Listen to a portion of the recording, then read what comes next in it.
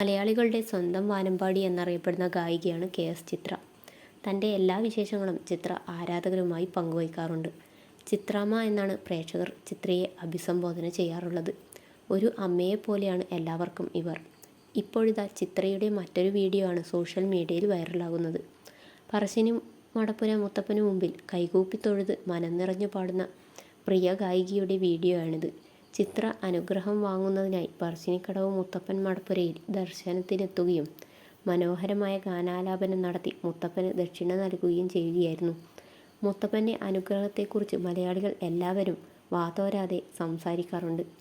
ചിത്രാമ്മയുടെ സങ്കടങ്ങളിൽ താൻ എല്ലായ്പ്പോഴും സാന്ത്വനമായിട്ടുണ്ടാകുമെന്നും സന്താനങ്ങളെ കൈവിടില്ല എന്നും തലയിൽ കൈവച്ച് അനുഗ്രഹിച്ചാണ് ചിത്രയെ മുത്തപ്പൻ തൻ്റെ സാന്നിധ്യത്തിൽ നിന്നും നിറമനസ്സോടെ തിരിച്ചയച്ചത്. ചിത്ര എല്ലാം മറന്ന് മുത്തപ്പന് മുൻപിൽ പാടുന്ന ദൃശ്യങ്ങൾ കാഴ്ചക്കാരിലൊരാൾ പകർത്തി സാമൂഹ്യ മാധ്യമങ്ങളിൽ പോസ്റ്റ് ചെയ്യുകയായിരുന്നു.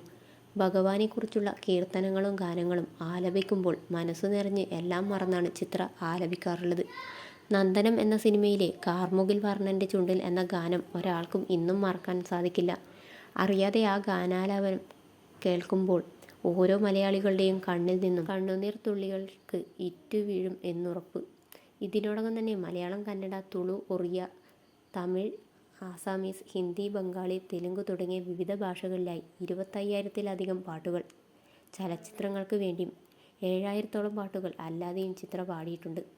ഏറ്റവും കൂടുതൽ പ്രാവശ്യം മികച്ച ഗായികയ്ക്കുള്ള ദേശീയ അവാർഡ്, 2005 പത്മശ്രീ പുരസ്കാരം, 2021 പത്മഭൂഷൺ പുരസ്കാരം തുടങ്ങിയവയും ചിത്ര സ്വന്തമാക്കിയിട്ടുണ്ട്.